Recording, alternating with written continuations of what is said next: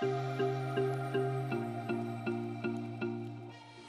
everyone, welcome back to my channel. I hope you're having an amazing day. Okay, I am doing vacation nails today. I'm off on holidays for a couple of weeks in a couple of days time. So these are the nails that I've come up with, something nice and subtle. You know me, I don't like to wear too much bling or bright stuff on my nails. So it is exclusively Ugly Duckling except for the stamping. So I'm going to get on and show you quickly the colour that is my favourite colour on the planet, and finally Ugly Duckling have one. It is this beautiful shade of coral. It is number 132.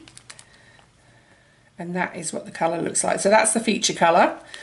I've also used a nude, which is this one here, which is number 109. I will link the colours that I've used below. And then this one, which is this colour on my pointer finger, which is number 103, which is a sort of champagne-y colour, I guess. It's really, really pretty.